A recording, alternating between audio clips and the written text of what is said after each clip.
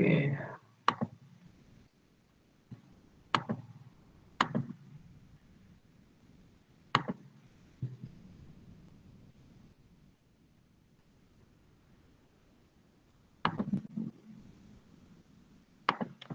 Oke, ini terlihat ya.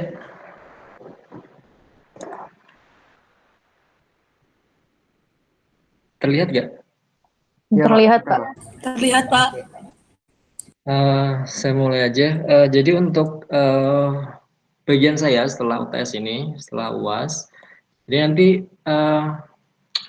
saya nggak biasa kalau nggak pakai nulis, bentar. Saya cek gini, oke.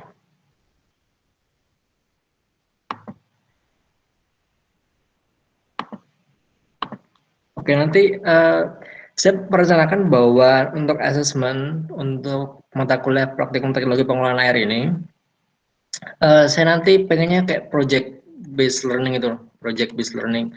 Jadi saya nggak mau kayak cuman ngasih teori terus kalian cuman ngitung dan lain sebagainya, tapi kayak nanti akan saya berikan atau kalian mencari suatu permasalahan, suatu case gitu di satu daerah dari beberapa referensi jurnal dan lain sebagainya. Nah, kemudian nanti kita kayak apa ya, mendesain dari permasalahan itu, problem, kita nyari solusinya. Terus nanti sistem sistem pengerjaan kayak project yang akan saya jadikan asesmen pada mata kuliah ini di bagian saya itu adalah thesis based method. Apa ya istilahnya? Jadi kayak nanti pekerjaan yang kalian lakukan di project ini adalah pekerjaan yang thesis based method. Artinya adalah outputnya itu bisa kayak nanti bisa di jurnal nasional atau mungkin misalnya di international conference atau misalnya di beberapa ininya adalah suatu paper kayak gitu. Jadi kita bisa membuat suatu paper dengan project based learning suatu mata kuliah. Jadi kita nggak perlu nunggu untuk selesai tugas akhir atau skripsi ya, habis itu baru bikin paper kayak gitu. Jadi saya pengennya kayak kita maksudnya udah capek-capek gitu kan, capek-capek untuk kerjain tugas dan sebagainya, cuman buat nilai aja kayak gitu. Tapi saya pengennya itu kayak output base-nya lebih lebih apa ya, bukan standar barnya tinggi, tapi saya coba bawa asesmen nanti di mata kuliah ini outputnya bisa implementatif. Jadi kita nggak cuman bicara teori aja kayak gitu, walaupun kita nggak bisa ketemu, nggak bisa nge-lab kayak gitu, harusnya beberapa pertemuan kita adain di laboratorium teknik lingkungan kayak gitu kan, kita uji coba atau sampling air, kemudian kita uji coba kandungannya seperti eh, apa aja sih, nitrogen, fosfor. Jadi kandungan-kandungan limbah seperti itu kemudian kita olah dengan sistem treatment, water treatment kayak gitu. Dari water treatment kita nanti bisa uji lagi bagaimana kandungan airnya. Jadi maksudnya sebelum diolah seperti apa, afternya seperti apa kayak gitu. Nah kayak gitu. Nanti mungkin akan saya share beberapa jurnal atau paper yang akan berhubungan dengan asesmen yang akan kita lakukan pada mata kuliah ini. Sebenarnya nggak susah-susah amat sih. Yang penting adalah kalian tahu metodenya kayak gitu, metodenya seperti apa. Nah kalau misalnya dikasih kayak kasus kayak gitu bisa dikerjain. Jadi saya pikir saya udah desainnya itu kayak apa ya, bisa dikerjain lah, bisa dikerjain selama nanti kita berapa pertemuan yang sampai UAS itu. Jadi nanti di mata kuliah ini di bagian saya nggak ada UAS, kita UASnya responsi yang mengenai output base di pertemuan yang dilakukan selama 5 pertemuan kayak gitu seperti apa. Jadi contohnya mungkin yang kemarin ikut kerja bangunan air semester lalu kurang lebih seperti itulah project based learning. Cuman kemarin kayaknya banyak kendala, metodenya kurang dikuasai dan sebagainya kayak gitu. Nah harapannya kalau di mata kuliah ini metodenya adalah metode yang sebenarnya dipakai oleh umum. Jadi nanti kita kayak prediksi jumlah penduduk untuk kebutuhan air itu kan kebanyakan statistik kayak gitu kan. Kalau statistik itu kan biasanya udah dipelajari di mata kuliah lain kayak gitu. Jadi nanti ini kebanyakan untuk project based learning-nya kita akan membuat suatu output base-nya, kemudian paper, kemudian kita presentasikan seperti apa dan lain sebagainya. Nanti mungkin tidak semua orang akan menghasilkan suatu output base yang baik kayak gitu, tapi kayaknya mungkin ada 1, 2, 3 atau mungkin banyak dari kalian yang bisa punya kualitas output base yang baik. Nah, nanti bisa diproses lebih lanjut ke arah selanjutnya. Misalnya jadi paper di jurnal publikasi di Universitas X, Y, Z kayak gitu. Intinya seperti itu. Kurang lebih yang akan saya desain pada mata kuliah ini. Oke. Mungkin saya tidak bermaksud untuk mengulang dari awal ya. Jadi ini hanya sekilas tentang water treatment aja yang akan kita lakukan selama 5 pertemuan ini. Jadi mata kuliah ini sebenarnya teknologi pengolahan air ya, pengolahan air atau water treatment. Itu kan tujuannya ada banyak. Tujuannya bisa untuk mentreatment air saja. Jadi misalnya air limbah itu pengen ditreatment menjadi air baku sehingga air baku itu bukan air baku, air bersih. Air bersih sehingga air bersih itu bisa dibuang ke badan air, sungai, danau, laut kayak gitu. Jadi kan biasanya banyak permasalahan air tercemar itu karena dari limbah pabrik atau limbah industri itu nggak diolah terlebih dahulu sehingga langsung masuk ke badan air atau ke sungai, ke danau kayak gitu sehingga tercemar. Sehingga kalau tercemar dampaknya banyak, dampaknya ekosistemnya rusak dan lain sebagainya kayak gitu. Nah, untuk masalah treatment itu sendiri, treatment itu ada banyak sebenarnya, ada physical, chemical, sama biological. Jadi kalau kita berbicara masalah infrastruktur sipil itu kan kebanyakan masalah bangunan fisik ya, bangunan fisik itu bangunan fisik kayak yang kemarin yang kalian bikin itu kayak desain tank sedimentasi, kemudian desain aerasi, kemudian kolam koagulasi dan lain sebagainya. Itu kayak water treatment plan-nya itu fisiknya seperti itu. Tapi di dalamnya itu kita berbicara masalah chemical sama biological. Chemical kimiawi, iya karena kita berbicara masalah air, water quality gitu ya.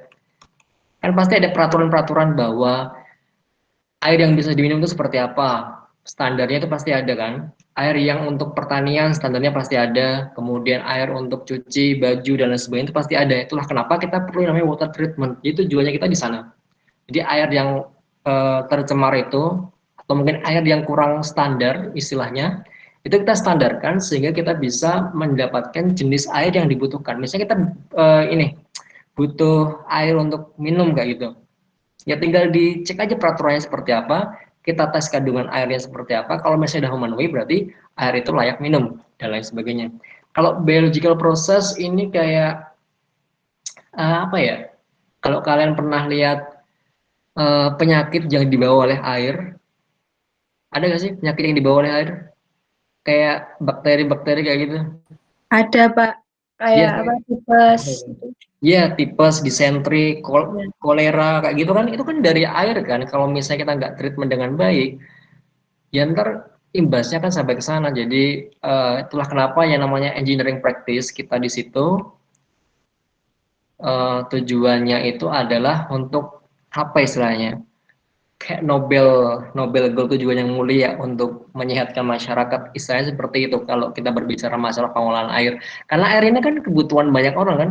Maksudnya kita eh, tiap hari pasti melihat air untuk minum, makan, cuci baju dan lain sebagainya. Dan itu sebenarnya udah melewati proses yang panjang. Mungkin aja di rumah kita udah jadi gitu kan. Tapi itu pasti ada kayak water treatment plant dari air bakunya seperti apa diolahnya dan lain sebagainya sehingga sampai ke rumah kita sehingga layak pakai, kemudian bisa dimasak, diminum untuk keperluan sehari-hari kayak gitu.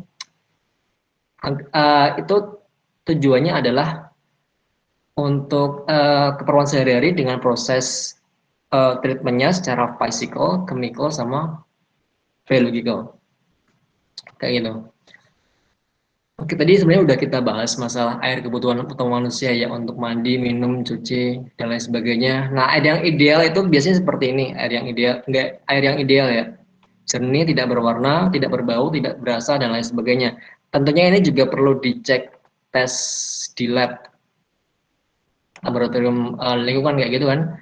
Jadi untuk tahu sebenarnya apakah air yang selama ini kita minum itu kandungannya seperti apa. Kan ada kan kayak eh, apa sih istilahnya, kan ada banyak air minum kemasan yang terus dites kemudian kandungannya beda-beda. Ini seperti itulah. Dan kebanyakan juga itu sebenarnya sesuai standar, tinggal beda di kayak pH dan lain sebagainya. Jadi tujuannya adalah seperti ini, kita mencegah terjadinya penyakit bawaan air, waterborne disease itu kayak apa ya? Jadi nanti ada videonya, video tentang waterborne disease bahwa air itu pernah menjadi eh, apa istilahnya ancaman dunia karena kita nggak tahu gimana cara mengolah air dengan baik, bagaimana kita mentreatment masyarakat. Jadi kalau kita berbicara masalah pengolahan air ya, itu nggak hanya membangun suatu infrastruktur sipil, tapi kita juga perlu membangun manusianya. Nah, untuk membangun infrastruktur sipil itu gampang sekali. Kita bisa desain, uh, kita punya duit kayak gitu, kita desain pengolahan air. Tapi yang paling susah itu adalah membangun manusianya. Artinya apa? Sebenarnya banyak sekali masyarakat kita tuh yang belum kayak aware tentang water, air itu perlu diolah, bahkan yang buang sampah sembarangan masih banyak kayak gitu kan. Jadi itu kayak PR yang mungkin entah sampai kapan nanti, mungkin sampai kita tua atau mungkin nanti kita punya generasi-generasi yang selanjutnya, apakah manusia kita masih seperti itu kualitasnya. Nah, itu yang paling susah sebenarnya. Jadi yang paling susah dalam pembangunan itu tidak pembangunan infrastruktur sipil ya, tapi pembangunan manusianya kayak gitu. Oke, di negara maju standar air minum sudah sangat tinggi. Mungkin standarnya di Indonesia sama Australia atau Jepang mungkin agak beda kayak gitu kan. Cuman ya pasti di Indonesia sudah inilah sudah banyak sekali asesmen-asesmen mengenai water drinking yang pas itu seperti apa kayak gitu. Sehingga syarat yang belum tercapai harus tercapai kayak gitu. Dan kalau misalnya ada peraturan yang perlu diperbaiki, pasti akan segera dipublish ke masyarakat. Jadi selama ini karena kita masih baik-baik saja dengan air minum yang disediakan oleh PDAM dan lain sebagainya, berarti kualitas atau peraturan yang telah diterbitkan oleh pemerintah itu berarti sudah ideal, meskipun beda dengan standar yang ditentukan oleh negara lain kayak gitu. Oke, jadi pengelolaan air bersih tadi kita udah bahas sebenarnya. Kita ada secara umum ada penjernihan, pelunakan, disinfeksi. Jadi kalau penjernihan itu lebih ke keruhan ya. Kan ada air kotor yang keruh kayak gitu kan dari sungai, banyak sedimen kayak gitu. Jadi kita pengen menurunkan kadarnya itu dengan penjernihan. Jadi ini kayak prosesnya seperti itu, tapi nanti alatnya ada banyak. Bangunannya ada banyak untuk penjernihan. Kemudian pelunakan itu menurunkan kesadaran air. Kesadaran air itu apa ya? Kayak eh, air kapur. Jadi kalau teman-teman lihat yang daerah-daerah utara Jawa itu kan banyak pegunungan kendeng kapur gitu kan. Itu kebanyakan airnya itu ketika dimasak, airnya itu mengandung kapur yang sangat tinggi. Jadi ketika dimasak itu nanti kayak kapurnya itu mengendap di bawah gitu loh. Jadi setelah direbus itu mengendap di bawah. Nah, nanti kita akan bahas juga mengapa air itu harus direbus. Harus direbus biar matang kayak gitu. Nanti kita ada prosesnya di sini. Intinya seperti itu, kita pengen kesadaran airnya hilang. Jadi setelah air kapur itu direbus kan mengendap itu, nah disaring baru bisa diminum. Nah kebanyakan warga-warga atau masyarakat di sekitar Jawa bagian utara kurang lebih seperti itu. Kemudian disinfeksi tadi masalah pembunuhan bakteri patogen, karena kita nggak tahu sebenarnya bakteri itu sangat kecil sekali, kita nggak ngerti apakah di air minum yang kita minum setiap hari itu ada bakterinya apa enggak. Jadi perlu yang namanya disinfeksi. Kemudian kalau jenis prosesnya itu tadi kita sudah bahas masalah fisika. Jadi fisika tadi kayak inilah pengendapan, filtrasi, adsorpsi, koagulasi dan lain sebagainya yang mungkin sudah dijelaskan pada pertemuan selanjutnya. Oh sorry sebelumnya. Nah kalau secara kimiawi itu kayak apa ya, logam penyisian logam berat, kemudian pelunakan, netralisasi, klorinisasi, ozonisasi. Jadi sebenarnya kalau kita berbicara masalah ini ya apa sih namanya, pengolahan air itu tidak melulu berbicara masalah harus orang teknik sipil, harus teknik lingkungan kayak gitu. Karena sebenarnya kita bisa berbicara masalah water treatment itu dalam sisi apa ya istilahnya, biologis ekosistem kayak gitu. Kalau teman-teman pernah dengar yang grup grup KKN, saya lupa tahun berapa. Jadi dulu programnya adalah kayak menjernihkan air baku di masyarakat, saya lupa lokasinya. Intinya adalah ada sebuah industri kayak gitu ya. Jadi industri yang sering menghasilkan logam-logam beracun, logam-logam berat kayak gitu, dan airnya itu kayak mengalir ke badan air di masyarakat situ. Nah, kemudian ada sebuah program yang namanya apa ya, constructed wetland. Bagaimana kita memanfaatkan tanaman-tanaman itu untuk menyerap racunnya itu. Ada kan kayak constructed, kalau misalnya belum ada yang belum pernah dengar masalah constructed wetland, itu bisa dicek di Google banyak sekali. Jadi constructed wetland itu bisa tanaman jenis bayam, sawi atau sayur-sayuran itu bisa kayak menyerap racun-racun logam gitu loh. Jadi mungkin kandungan airnya yang tercemar berat di sini, setelah melewati treatment secara ekosistem, secara biologis, itu setelah keluar ini airnya lebih lebih baik kualitasnya. Ini karena ini tanaman ini kemampuan untuk menyerap racunnya itu ada, dan ada banyak penelitian terkait itu, dan banyak sekali jenis tanaman di Indonesia yang bisa dipakai untuk constructed wetland. Nah, baru setelah sini karena udah mendingan kayak gitu kan. Jadi setelah itu baru masuk ke pengolahan air, water treatment plant kayak gitu. Jadi untuk tugas water treatment plant ini tidak terlalu berat. Atau misalnya daerah-daerah pedalaman, itu kan mungkin untuk ada sejenis teknologi pengolahan air itu kan mungkin susah kayak gitu. Mungkin bisa dipakai dengan sistem seperti ini. Dengan constructed wetland, dan kemudian setelah itu bisa masuk ke badan air. Intinya adalah standar yang nantinya bisa masuk ke badan air bisa dicapai dengan adanya constructed wetland ini.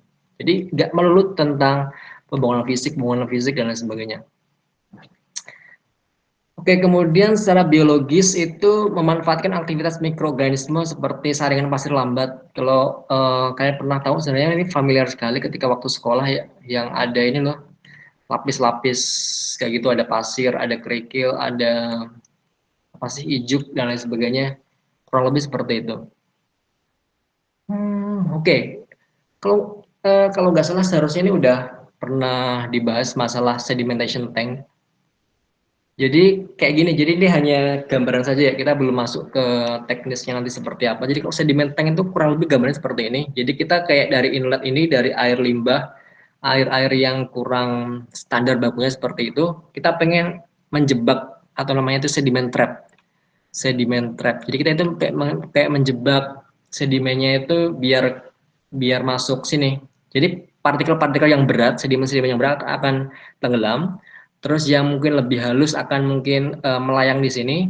Nah, kemudian yang udah kayak bersih, kemudian dari partikel-partikel sedimen yang berat itu bisa keluar ke outlet.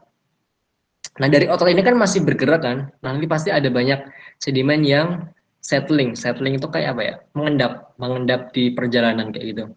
Kurang lebih sebenarnya gambaran sedimentation tank seperti itu. Jadi seluruh rangkaian pengolahan air itu sebenarnya adalah untuk mendapatkan standar baku air yang ditetapkan. Intinya seperti itu. Dan untuk masing-masing proses itu banyak sekali atau banyak elemennya yang perlu kita perhatikan.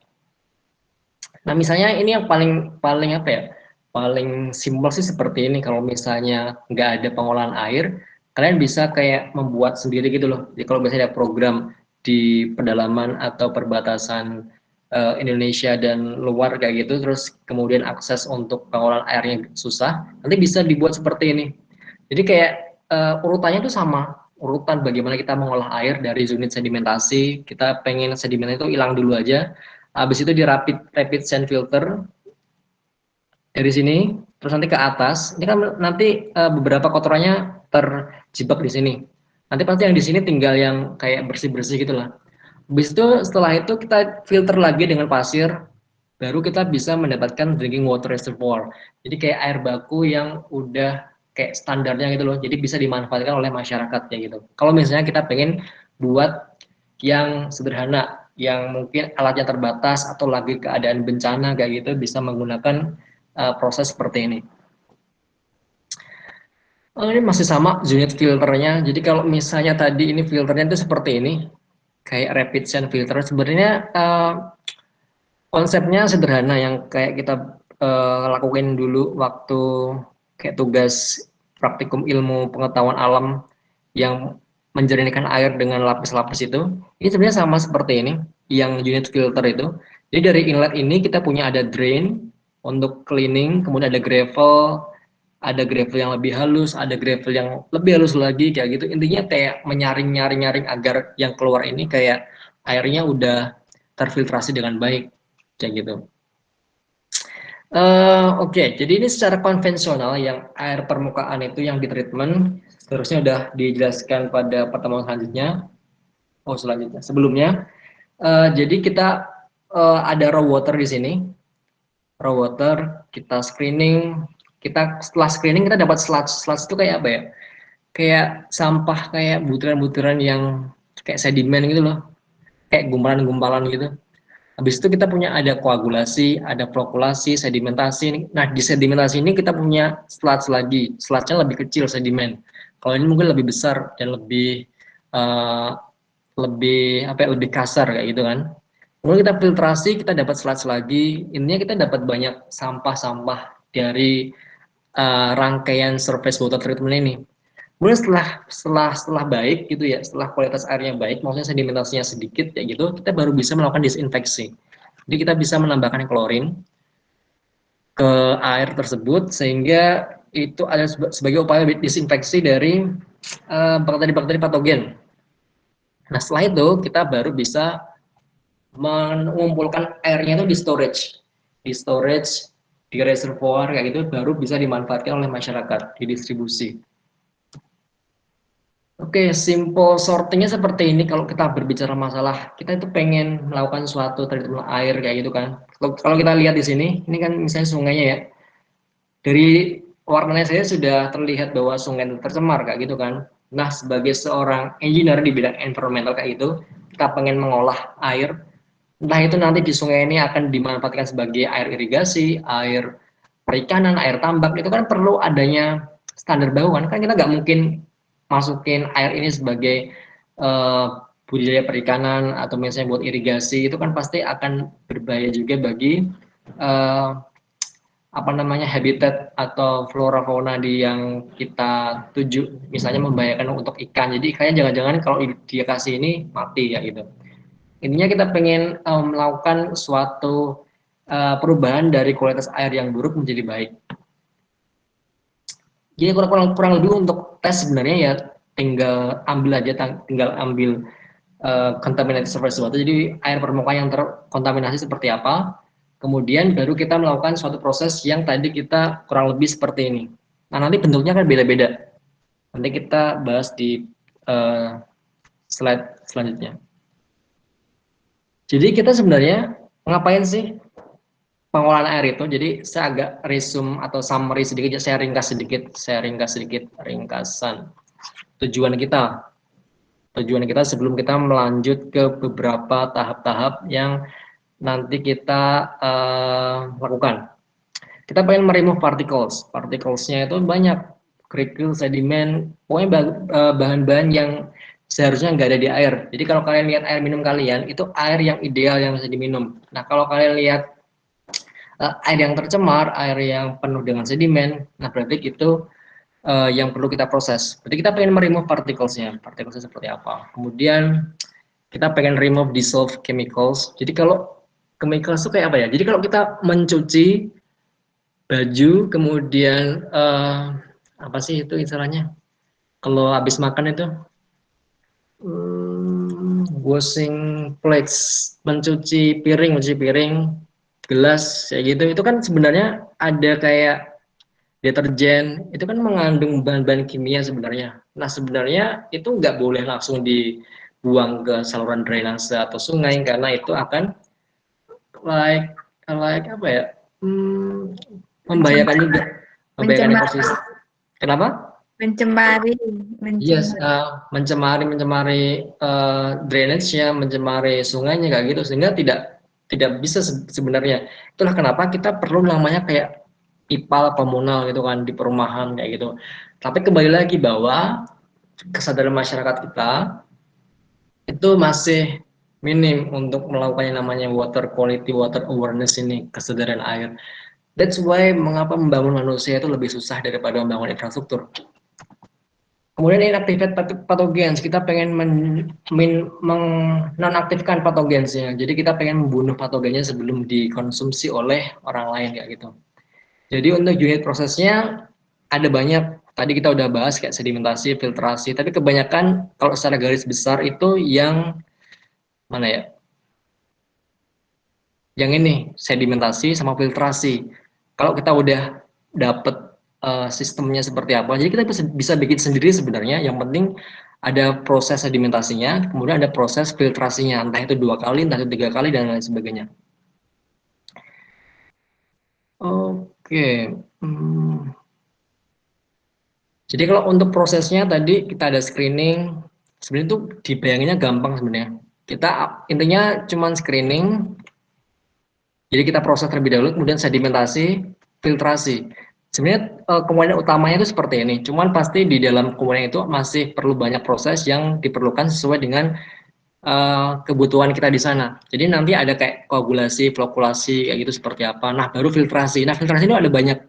Kalau misalnya kalian cukup satu doang gitu ya, misalnya kualitas air di pegunungan itu kan udah baik. Mungkin kalau misalnya mau difiltrasi sekali aja udah cukup kayak gitu. Tapi kalau misalnya di perkotaan itu mungkin butuh banyak filter. Entah itu slow sand filters, rapid sand filters, diatomicus earth filters, membrane filters. Jadi banyak tergantung sama daerahnya. That's why kalau misalnya pengen mendesain suatu pengolahan air di suatu wilayah, kita perlu cek dulu karakteristik masyarakatnya seperti apa, kualitas air di badan air seperti apa, kayak gitu. Nanti baru kita bisa menentukan filtrasi apa saja yang kita perlu kita bangun di daerah tersebut. Bentar, oke, jadi saya akan lanjut ke videonya sebentar. Mana ya? Videonya ada di, oke, di sini. Ini kelihatan ya videonya? What do we know from the urban water cycle? Kelihatan, Pak. Kelihatan. Wastewater discharge and treatment and the groundwater and surface water systems interact. Welcome to Introduction to Urban Water Cycle. My name is Luc Rietveld, professor in drinking water and urban water cycle technology. After this lecture, you will be able to add elements, global drivers for importance of water reuse within the urban environment.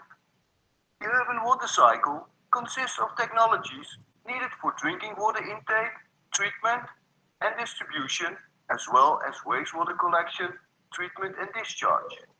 To produce drinking water, water is extracted from the underground, so-called groundwater, or from rivers or lakes. Ya, jadi sumber dari airnya itu ada banyak sebenarnya, ada groundwater, ada surface water. Jadi kalau misalnya kita berbicara masalah pengolahan air, ya sumber utamanya kita ada di alam. Tapi permasalahannya adalah apakah sumber itu sudah well qualified ataukah masih tercemar atau seperti apa, ya gitu. The surface water. This source water isn't drinkable and must be treated. Nah, baru ke treatment plants tadi yang kita bahas. Jadi kita garis besarnya ada screening, sedimentasi, filtrasi. Kalau misalnya ada selain itu, ya nggak masalah, tergantung kebutuhan kan. Treatment plant consists of different processes, depending on the quality of the source and the requirements for drinking water. Afterwards, the water is transported to the city. Jadi kalau udah sesuai standar baku air bakunya atau standar baku air minumnya dengan peraturan pemerintah, entah itu peraturan standar baku air bersih, air minum kayak gitu, baru bisa didistribusikan ke masyarakat seperti yang kalian lihat di rumah-rumah kalian. Itu kalian buka keran di kamar mandi, udah bersih, itu berarti sudah melalui proses-proses seperti ini. And distributed via a pipe network to households, commercial buildings, public entities, and small industries. After usage, the water is collected in a sewer system and transported to a wastewater treatment plant where the water quality is improved for discharge in. Nah, setelah selesai dari rumah kalian, setelah selesai dicuci, setelah selesai untuk makan, minum, mandi, nyuci kendaraan kayak gitu, itu sebenarnya kita perlu punya kayak suatu instalasi pengolahan air limbah dari hasil kita gunain sehari-hari kayak gitu, biasa disebut dengan sewer treatment plant. Jadi kayak air limbah dari kita kayak gitu. to the receiving water body. Terus kita treatment lagi agar air tersebut itu masih layak untuk diambil atau disalurkan ke danau kita, di sungai kita, di drainase kita, kayak gitu. As a source for drinking water production. What was the main Kurang lebih prosesnya itu seperti kayak apa ya istilahnya tadi itu, kayak cycle. Jadi dari air baku kemudian di treatment plant digunain, kemudian sewer plant untuk meningkatkan kualitas air sehingga bisa masuk ke badan air, kemudian diambil lagi kayak gitu dan seterusnya. Jadi kurang lebih sebenarnya sistemnya cycle. Nah, yang merusaknya ini sebenarnya ya kita sendiri, kita manusianya, kita sistemnya yang mungkin industri yang harusnya diolah dulu sebelum masuk ke badan air ternyata langsung masuk ke sini kan, kebanyakan ke situ kan. Jadi kita nggak lewat sini terlebih dahulu, tapi kita langsung nyemplungin aja ke laut, ke drainase, ke sungai kayak gitu, sehingga ya that's why susah membangun manusianya. via a pipe network to households, public entity usage, the water system and transport production. Oke, tadi kita bahas masalah ini ya, waterborne disease. Jadi kayak penyakit-penyakit yang kayak bawaan dari air yang sebenarnya itu nggak aware gitu loh. Jadi dulu ada penyakit-penyakit yang seperti tipes, kemudian kolera kayak gitu, yang mungkin kita nggak aware bahwa itu ternyata dari air yang kita minum. Itu karena sanitasi yang ada di lingkungan di masyarakat itu masih buruk kayak gitu. Saya ulangi lagi. Centralized sanitation service finds its origin after the cholera outbreak in London during 1849, when John Snow discovered that there was a real relationship between cholera and the use of contaminated water well. Proved his theory by removing the pump handle from the well, which resulted in a dramatic reduction of the spread of the cholera epidemic. Another example of the benefit of centralized drinking water supply is the number of people dying from typhoid fever in the Netherlands. This number decreased drastically with increasing number of people connected to the centralized drinking water supply system. In the 70s, almost all people were connected and no outbreaks were found anymore. The only new threat is the occurrence of Legionella bacteria in warm water installations. This is especially hazardous for the Netherlands, as here, chlorine isn't used for safety disinfection during distribution. Special designs and cleaning procedures in the Netherlands. Oke, dari sini berarti bahwa untuk membunuh patogen itu tadi kita butuh yang namanya senyawa klorin. Dari penjelasan ini tadi kita udah bahas di slide yang tadi di awal. Here, chlorine isn't used for safety disinfection during distribution. Special designs and cleaning procedures have been developed to diminish the risk of. The importance of water supply and proper sanitation is reflected in the words of former UN Secretary General, bringing safe water and adequate sanitation to all. Do we have sufficient drinking water? In the world, scarcity is a problem. This can be due to physical causes, such as reduced amount of rainfall, recharging the groundwater aquifers in the rivers, or due to economic factors, meaning that there is no financial capacity to construct and maintain adequate water supply systems. Water scarcity leads to water stress, meaning that the demand for safe drinking water is higher than the availability of water resources with sufficient capacity. Water stress can result in insufficient. In the meantime, water demand is increasing. With an increasing population, urbanization, and industrialization. Ya, jadi selain kayak kualitas air yang sedang kita bahas ini sebenarnya, kita juga punya permasalahan water scarcity, bahwa mungkin 5 tahun lagi, 10 tahun lagi pertumbuhan penduduk akan banyak sehingga demand-nya juga akan banyak, padahal ya availability air di kita juga gitu-gitu aja, maksudnya nggak ada peningkatan, jadi kayak konstan gitu. Tapi ternyata urbanisasi pertumbuhan penduduk ini menyebabkan kita punya growing water demands, permintaan air yang sangat besar. These growing demands and demographic changes are also impacting the drainage system and the pollution of the urban environment. The growing water demand requires greater capacity from water sources. These water sources are mostly not found in the vicinities of cities. A clear example is the water supply for Johannesburg and Pretoria, which sources their water from the Vaal Dam. And Vaal Dam in order to secure the water supply to the urbanized area. Ya, karena untuk membangun suatu kesediaan air, berarti kita seharusnya ini pindah ke mata kuliah lain untuk membangun dam, membangun reservoir, udah bukan di pengolahan air lagi.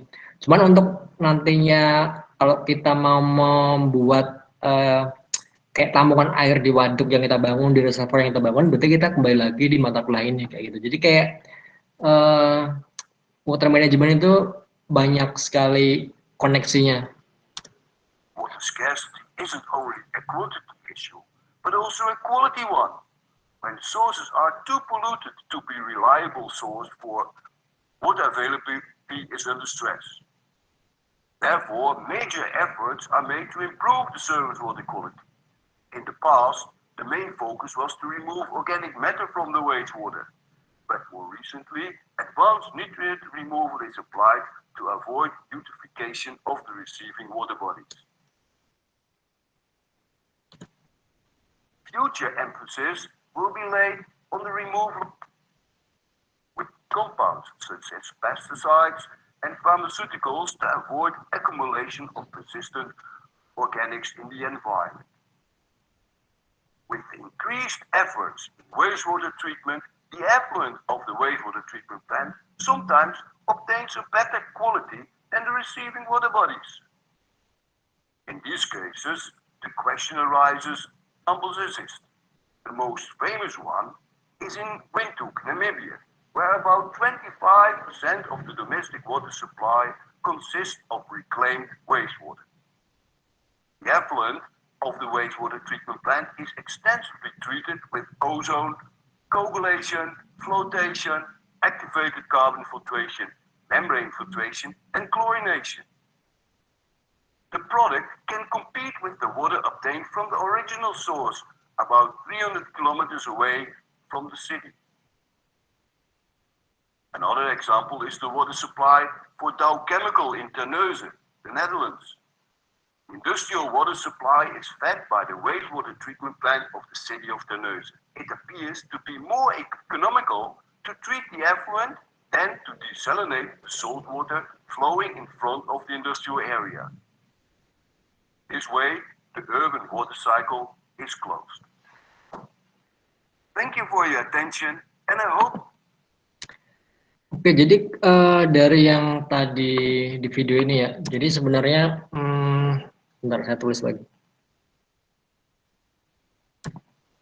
Kalau kita mau mention, jadi urutan dari kayak pengolahan air itu kita nggak perlu menghafal banget gitu kan. Yang penting itu kita bisa membayangkan kayak dari air yang kotor itu, kan kita nanti perlu mengendalikan sedimen. Berarti itu ada namanya sedimentasi. Nanti di sini mungkin ada proses lain yang mungkin kayak koagulasi, flokulasi dan lain sebagainya. Habis itu ada filtrasi. Kita pengen memfilter bahwa setelah jadi sedimen itu, kalau kita bayangin jadi sedimen kan kita perlu ada filtrasi kayak istilahnya dari pasir-pasir, jenis-jenis pasir itu yang tadi kita bahas dan lain sebagainya. Setelah itu sebenarnya kan sudah bisa masuk ke reservoir. Setelah reservoirnya selesai. Tapi kan kita perlu ada yang namanya tadi klorinasi ya, penambahan klorin untuk chlorination, untuk membunuh patogen-patogen yang ada di air tersebut. Jadi kalau misalnya kita bayangin aja sebenarnya untuk pengolahan air itu gampang ngafalinya, jadi nggak perlu bisa sedimentasi ini. Jadi tinggal dibayangin aja bentuk airnya dari keruh itu perlu kita endapkan sedimen. Setelah sedimen berarti udah halus, berarti kita filternya ada banyak. Setelah itu sebelum masuk ke warga kita bunuh patogennya dengan klorinasi kayak gitu, baru masuk ke reservoir. Jadi nggak perlu ribet-ribet ngafalin apa namanya step-step ini, karena kebanyakan secara garis besar seperti ini. Cuma nanti ada beberapa tambahan sesuai dengan kebutuhan kayak gitu. Tapi kurang lebih garis besar seperti itu. Oke, ini masuk ke slide kedua.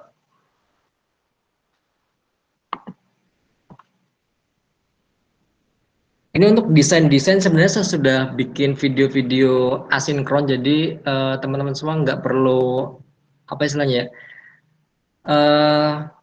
tinggal di ini aja, tinggal diputer aja nanti. Kalau misalnya mau diputer di luar jam kelas ini, bisa diputer desain-desain yang akan kita bahas pada hari ini.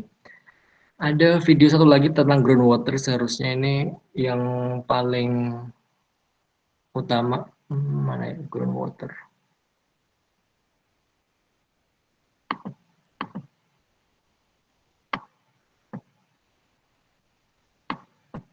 Ever wondered where your drinking water comes from? Well, chances are you're sitting on Oke, it as we jadi kan tadi ada air bersih atau air minum itu kan terjadi dari dua sumber air permukaan sama sumber air tanah. Nah, ini di hari ini kita akan bahas ketika air yang kita olah itu dari air tanah. speak. Welcome to the water treatment lecture about and treatment. Groundwater is considered a safe and reliable source for abstraction can negatively influence the surrounding environment.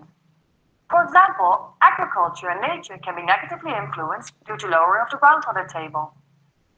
Before we can discuss water treatment schemes of different groundwater sources, groundwater is always connected to surface water. After all, groundwater eventually becomes surface water within the hydrological cycle. Ya, jadi sebenarnya groundwater itu nanti juga dalam siklus hidrologi akan menjadi air permukaan juga. Karena siklus hidrologi seperti ini. Dari badan air ini kemudian menuju ke evaporasi, kemudian kondensasi dan lain sebagainya sehingga turun sebagai hujan. Hujan kemudian kayak menyerap ke dalam tanah menjadi groundwater. Kemudian groundwater juga di suatu saat mereka akan kayak ke permukaan menuju ke badan air sehingga mereka menjadi air permukaan, menjadi atau menuju laut, menuju danau, menuju sungai dan sebagainya. In seas, lakes, or rivers. This interaction can also be accomplished artificially when groundwater is abstracted close to surface water. For example, during riverbank filtration or when surface water is transported to groundwater systems, like during managed aquifer recharge. The availability of groundwater is strongly tied to the local situation, and an important division can be made between the abstraction of phreatic groundwater, which has a free water table, and confined artesian groundwater, which is enclosed by a non-permeable layer. Phreatic groundwater is strongly influenced by in- and outflows, such as rainfall. So even without human interference, the groundwater table will fluctuate significantly. Artesian water is confined by an impermeable layer, resulting in the buildup of hydraulic pressure. This groundwater is also characterized by long residence times in the aquifer, resulting in changes in water quality. For example, improvement of microbial reliability, but also deterioration of quality by the dissolution of inorganic constituents. So, groundwater is available under different circumstances. But now, how do we get it above ground? Well, sometimes groundwater can surface spontaneously as a spring, and sometimes it has to be abstracted from great depths. For example, in the Netherlands, wells go down relatively simple for freely discharging groundwater, called spring capturing, but also almost as complicated as oil drilling at extreme depths. Well types can be divided into horizontal and vertical wells, and both can be applied for shallow and deep groundwater. Shallow horizontal abstraction is very attractive in areas like the Dutch dunes, where the fresh water floats on top of the underlying salt water. Deep horizontal wells were found in Persia in ancient times, but still exist today. Nowadays, so-called radial wells are used for the abstraction of water from thin aquifers at greater depths. These wells are called Rennie wells, after their inventor, Leo Rennie. For the vertical abstraction of shallow groundwater, a dug well can be used. However, it is important to protect the water from its surroundings, such as fecal contamination by latrines or stock. The most widespread method for vertical abstraction of groundwater is drilled tubular wells. Considering the required contact area with the aquifer, these types of wells can only be applied in cases where aquifers have enough thickness. A series of wells have to be constructed for larger capacities. Every well can be supplied with its own pump, or it can be centrally drained with a vacuum system. Now you know the basics of groundwater abstraction. But what treatment is needed before groundwater is suitable for drinking? Well, the extent of treatment required to... Oke, jadi tadi itu kayak gimana cara kita mengambil groundwater? Bisa dari kayak, kan kebanyakan ada kayak spring atau mata air kan, biasanya itu langsung groundwater kemudian menjadi suatu mata air yang langsung bisa dimanfaatkan oleh warga sekitar. Tapi kebanyakan kalau kita berbicara mengenai groundwater kan kebanyakan adalah air yang kayak dibuat sumur, diekstrak wells kayak gitu. Jadi kebanyakan kita untuk mengambil groundwater itu kebanyakan secara dibor. Kita ambil airnya dan kemudian kebanyakan pasti airnya kan keruh. Karena itu langsung bercampur dengan tanah gitu kan. Nah, ini beberapa skema yang akan kita diskusikan masalah groundwater treatment. Jadi sebenarnya bagaimana sih groundwater treatment itu dilakukan? Kan kalau misalnya kita berbicara masalah air permukaan kan tadi udah dibahas ya.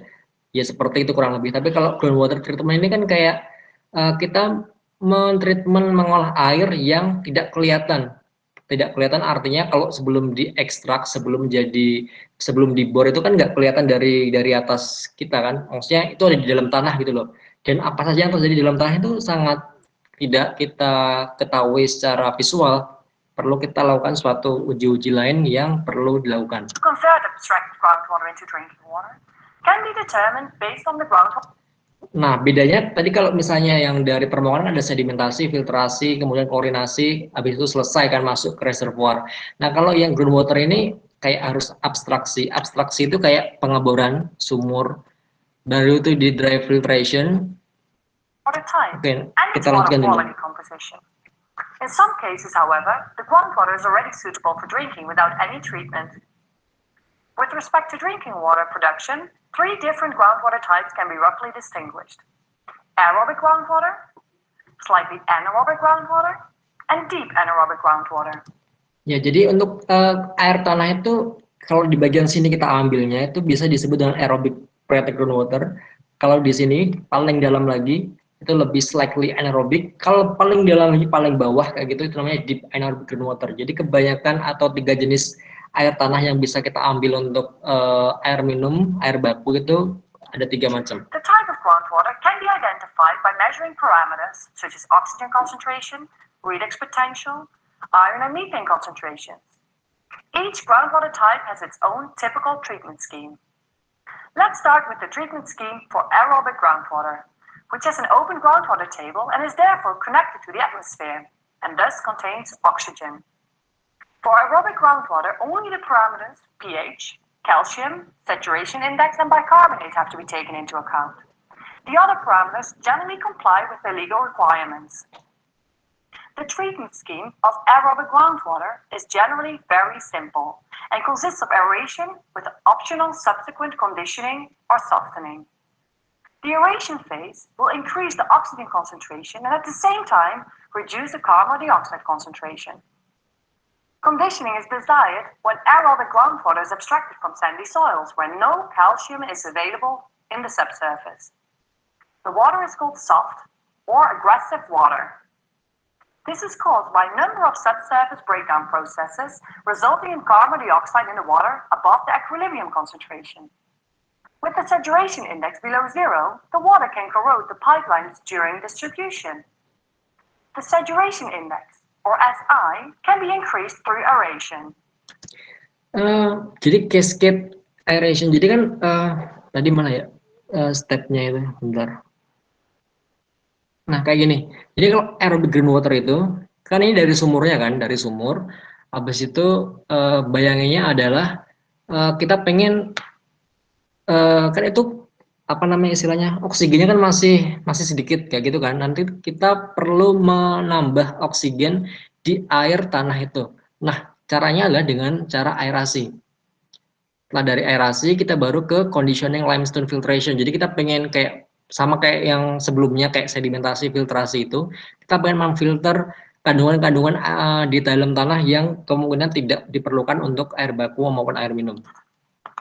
With anaerobic groundwater is abstracted from calcium-rich soils, carbon dioxide has dissolved bicarbonate and calcium in the groundwater, resulting in the abstraction of hard water. After abstraction, hard water becomes supersaturated with respect to calcium carbonate because of the loss of carbon dioxide. To prevent calcium carbonate precipitation in the distribution network or in consumers' washing machines and heaters, the water is softened. This softening can be done by dosing chemicals, such as caustic soda or lime, to increase the pH and cause an equilibrium shift in a pellet reactor. Softening can also be applied by cation exchange resins. The water treatment scheme for slightly anaerobic groundwater differs from the scheme for aerobic groundwater. Slightly anaerobic groundwater is located under a confining layer and is characterized by the lack of oxygen and presence of ammonium, iron, and manganese. In general, the treatment of slightly anaerobic groundwater consists of aeration, followed by submerged granular media filtration. You may remember that aeration is needed for the addition of oxygen and the removal of carbon dioxide. The oxygen is used for the oxidation of ferrous iron, or iron 2+, to ferric iron, or iron 3+. But it is also needed for the oxidation of ammonium and manganese.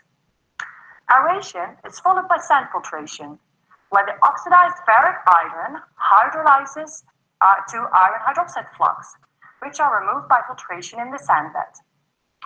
Manganese undergoes a partial chemical or biological transformation, while ammonium is biologically degraded by bacteria to nitrate. The growth of these bacteria in combination with the iron and manganese flux result in an increase of the filter resistance, and backwashing is needed to prevent clogging. The last treatment scheme in today's lecture is for deep anaerobic groundwater. Both oxygen and nitrate are absent in this groundwater, and organic material is broken down with sulfate as an oxidant. In deep anaerobic groundwater, iron, manganese, and especially ammonium are present in high concentrations, in addition to hydrogen sulfide and methane. For the removal of ammonium, a lot of oxygen is required, even more oxygen than can be dissolved in the water. Ya tadi kan ada tiga macam jenis air tanah. Jadi yang air tanah yang dekat permukaan, tengah-tengah, sama yang paling bawah. Nah ini adalah treatment yang paling bawah, deep anaerobic. Jadi emang benar-benar nggak ada oksigen dari situ, sehingga kita perlu banyak aerasi di sini. Jadi setelah aerasi, kita dry filtration, kita aerasi lagi untuk menambah oksigen. Jadi intinya untuk treatment pengolahan air tanah itu kita lebih banyak untuk aerasi untuk menambah oksigen. Kalau teman-teman ini ya pernah masak air ya, masak air itu kan dimasak kemudian mendidih itu kan sebenarnya konsepnya itu konsep aerasi. Kita pengen menambah banyak oksigen di air itu sehingga ini kualitasnya bisa lebih baik. Mungkin secara nggak sadar sebenarnya kita udah pernah temui di kehidupan sehari-hari ketika kita masak, kita merebus mie itu kan perlu direbus dulu airnya biar mendidih kayak gitu agar banyak oksigen yang terjadi. Sebenarnya kurang lebih aerasi seperti itu konsepnya. During aeration. In other words, more than the saturation concentration. To prevent anaerobic conditions in the sand filter, double submerged filtration or dry filtration can be applied, followed by regular submerged filtration in case of high ammonium concentrations. A dry filter differs from a wet filter. In a dry filter, air passes along the sand grains together with the water, allowing oxygen in the air to replenish the oxygen in the water during filtration. Dry filtration is followed by submerged filtration because in a dry filter, the breakthrough of particles may occur. Now you know the basics of groundwater abstraction and treatment. Oke, jadi kurang lebih untuk pengolahan air tanah step-stepnya seperti itu. Jadi mulai dari abstraction itu ngambil dari bawah tanah, dibor atau diapain kayak gitu. Kemudian kita baru dry filtration, itu kayak filtrasi awal sebelum nanti kita tambah banyak oksigen melalui aerasi, habis itu kita filtration lagi. Nah, baru itu bisa masuk ke storage yang bisa kita distribusikan kepada masyarakat. Kurang lebih untuk groundwater adalah seperti itu. Oke, kita masuk ke PPT-nya lagi ya. Oke, sebenarnya ini udah kita bahas tadi masalah groundwater itu. Jadi mungkin saya nggak akan lebih banyak menjelaskan di presentasi ini, karena tadi kita udah tahu dari video itu kita bisa menjawab seperti ini, kayak availability of groundwater itu seperti apa, kualitas air tanah pasti ya seperti itu, pasti kebanyakan absence of oxygen, atau lack of oxygen itu artinya kurang sekali oksigennya, padahal untuk bisa diolah itu kita perlu banyak oksigen, sehingga itulah kenapa di groundwater ini lebih banyak aerasinya. Ya, ini untuk menambah oksigen ke air tanah ini. Kemudian ini adalah beberapa pertanyaan yang sudah dibahas di video tadi, jadi kita skip saja masalah ini. Ya, ini gambaran saja sebenarnya. Ini beberapa contoh kalau misalnya kita sudah gampang akses air bersih di Indonesia, di Pulau Jawa apalagi, itu kebanyakan beberapa komunitas atau istilahnya kayak organization gitu, ada yang berfokus untuk water and sanitation in our world. Jadi ini kebanyakan beberapa orang lain di negara lain yang kemungkinan susah akses air, dan bagaimana organisasi ini kayak mengelola daerah tersebut agar manajemen kualitas airnya dengan persediaan air bersihnya tersedia, kayak gitu.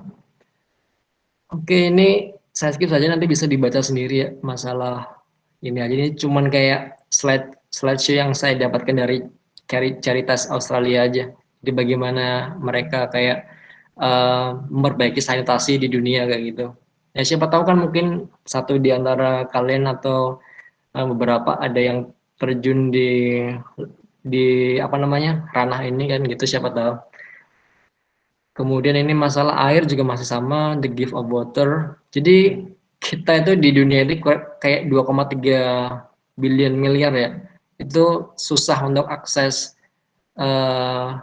ke toiletnya. Jadi tadi kalau siapa tadi yang di awal izin ke toilet itu kan gampang, cuman lari ke belakang 5 menit selesai. Nah, kalau ini 2,3 miliar itu susah, nggak punya akses untuk toilet sanitasinya itu. Kemudian ya kalau misalnya sanitasinya baik, kita bisa improve health. Kita nggak perlu ada penyakit-penyakit yang air bawaan tadi, nutrisinya baik, edukasinya lebih baik, kemudian inequality-nya bisa menurun kayak gitu.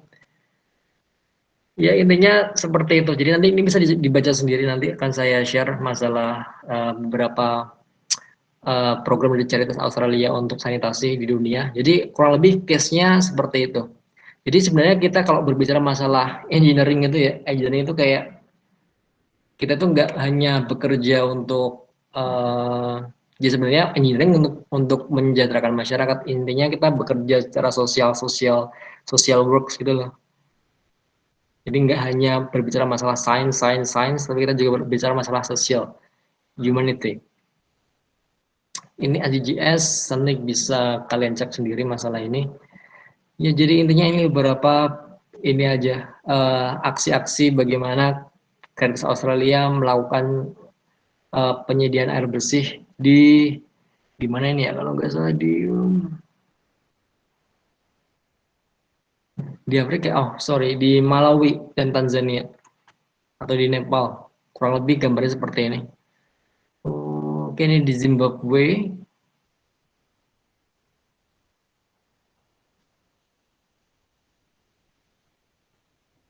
Oke, tadi kita summary lagi bahwa untuk groundwater treatment plant tadi kurang lebih akan seperti ini. Jadi kita dari tanah tadi kita bor seperti itu kan kita di tanah itu kita mengandung kalsium, magnesium gitu kan. Kita perlu aerasi. Aerasi itu untuk meremove oksigen dan H2S. Setelah selesai, kita masuk ke rapid filtration ini. Filtrasi yang pertama. Jadi baru ke kayak step di air permukaan. Jadi habis itu kita bisa sedimentation, bisa filtration, habis itu bisa ditambah klorinasi. Cl2 kan yang klorin ya. Nanti klorinasi itu di sini untuk membunuh patogennya. Baru bisa didistribusi ke masyarakat. Jadi ini beberapa contoh step secara umum dan tujuannya seperti apa. Jadi rekarbonasi seperti menambah oksigen dan decrease pH dan lain sebagainya. Nah, kalau surface water tadi kita bahas dari intake tadi, dari sungai, danau, embung, waduk, kita ambil aja semua. Dari situ baru kita masuk ke penambahan klorin, ozon dan sebagainya, baru ke sedimentasi, langsung sedimentasi, filtrasi, klorinasi, distribusi masyarakat. Kurang lebih perbedaan dari groundwater sama surface water, kurang lebih step-stepnya seperti itu. Oke, jadi untuk yang groundwater ini saya hanya fokus, nggak semua desain kita bahas nanti. Kita di sini saya akan membahasnya desainnya di aerasi. Aerasi itu yang tadi loh, yang kayak tingkatan tadi itu, bertingkat-tingkat itu, yang kayak memasak air kita menambah oksigen, kan kebanyakan atau poin utama dari groundwater treatment kebanyakan di aerasi sama gas transfer. Oke, jadi ini sebenarnya kebanyakan teori, tapi nanti saya ingin menjelaskan atau ingin meminta teman-teman semua apakah sudah paham mengenai gas transfer atau aerasi ini. Nanti dengan individual test nanti akan saya jelaskan. Jadi aerasi itu berkaitan dengan gas transfer teori ya, basic theory of gas transfer. Jadi intinya aerasi itu tadi kita jelaskan bahwa untuk meningkatkan kadar oksigen, karena di dalam air tanah itu kan nggak ada oksigen kan, kita tuh pengen meningkatkan oksigen tapi menurunkan semua ini, karbon dioksida, metana, hidrogen sulfide, H2S, kemudian volatile organic compound. Ini seperti itu aerasi itu. Nah, kurang lebih seperti ini. Jadi kalau kita berbicara masalah suhu, ini kita bayanginnya gampangnya itu apa ya? Masak air lah. Kalian pasti pernah kan kayak masak air atau masak teh atau masak mau rebus mie kayak gitu. Kan semakin lama suhunya kan naik, konsentrasi gasnya pasti akan naik. Itulah kenapa kita beranggapan bahwa air ini sudah matang, sudah masak, sudah bisa diminum kalau sudah mendidih kan, karena oksigennya udah banyak. That's why itu sudah layak minum. Itu namanya aerasi sebenarnya, kalau kita berbicara masalah itu. Dan itu ada sejenis hubungannya teori gas transfer. Kurang lebih seperti inilah, gas in water phase, kayak gini, kemudian gas in air phase seperti ini.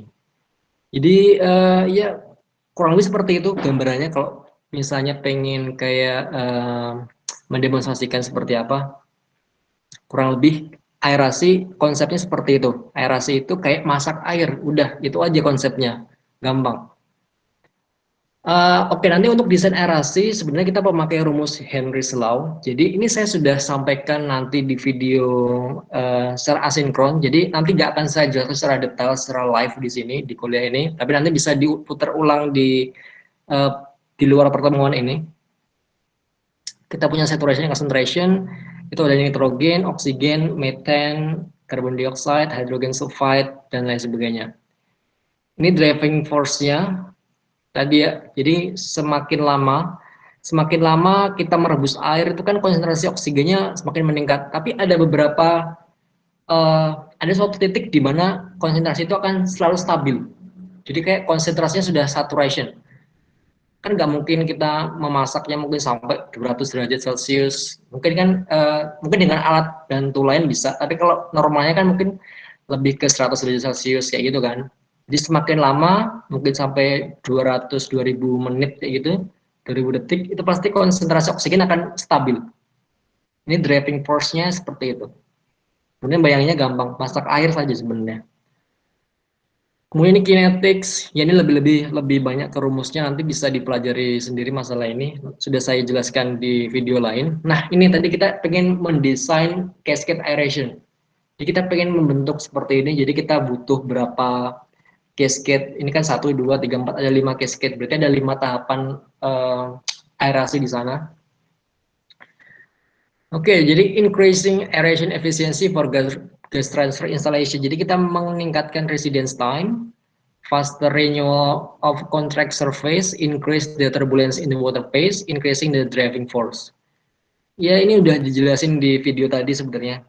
Yang lebih singkatnya sebenarnya kayak masak air berkali-kali lah istilahnya seperti itu. Jadi di sini kita masak air, udah mateng, kita pengen lagi masak air lagi, masak air lagi, masak air lagi, masak air lagi.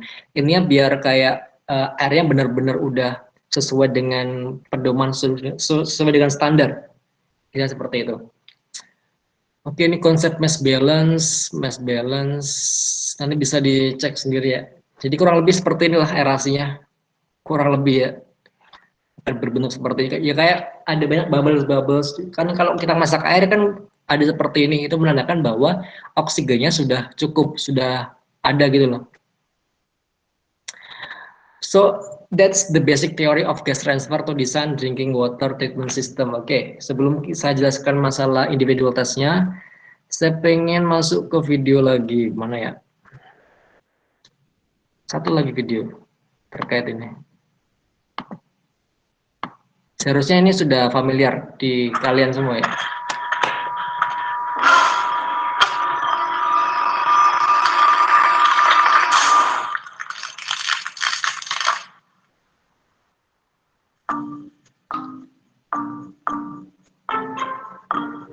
Matty Todd asked us to do a video on Coke and Mentos. Luckily for her, Science Nation is here with an explanation. The surface of a Mento is hundreds of thousands of tiny imperfections.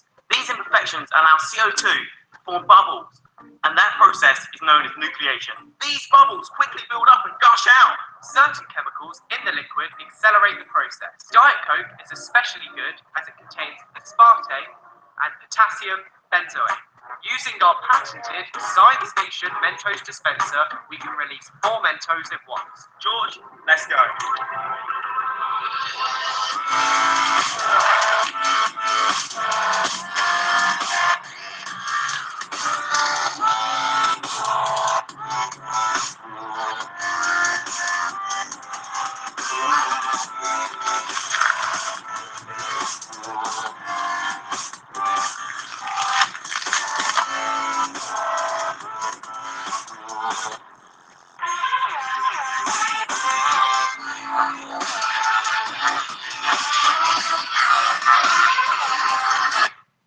Oke, kurang lebih seperti itu.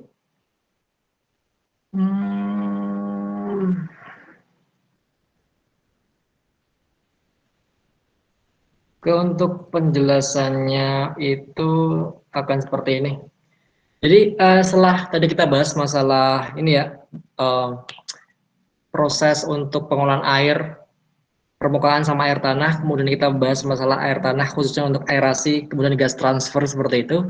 Nah, saya pengen tahu nanti bagaimana kalian menangkap atau menjelaskan teori gas transfer itu pada percobaan Coca-Cola tadi, soda versus Mentos.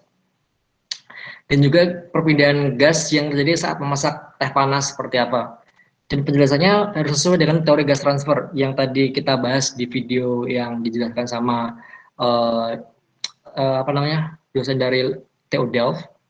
Jadi tidak ada batasan halaman dalam pembahasan. Kita fokusnya pada pendahuluan, pembahasan, simpulan, ditambah dengan konsep kalian sendiri bebas, boleh ada gambar, tabel, dan hasilnya dengan mencantumkan sumber yang kalian gunakan seperti itu.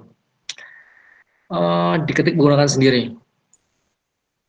Kurang lebih nanti akan saya upload aja di Elok nanti masalah tugas ini. Ini masalah apa ya? Oh ini masalah di sistem desain aerasi. Jadi tadi kita kan bahas masalah konsepnya kan, konsep desain aerasi sama gas transfer. Nah ini untuk yang masalah desainnya. Tadi kita berbicara masalah cara konstruknya seperti apa. Jadi sepertinya materi terakhir pada hari ini mungkin saya bahas singkat aja ya. Jadi untuk sistem aerasi itu tadi bentuknya seperti tangga seperti ini. Kemudian ada spray aeration, tower cascade aeration, sama plate. Ini sebenarnya jenis-jenis aerasi aja sebenarnya.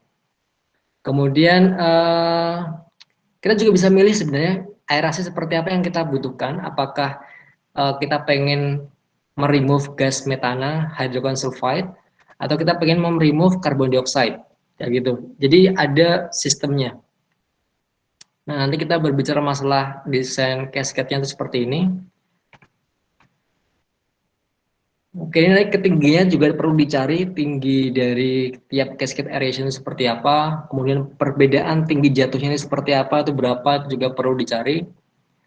Nah, ini beberapa cascade efisiensi. Kalau misalnya ada efisiensi per step oksigen, karbon dioksida, metana itu nanti berapa ketinggiannya. Jadi misalnya ketinggiannya di sini itu heat difference-nya 1 meter misalnya, berarti kita memakai yang koefisien di sini.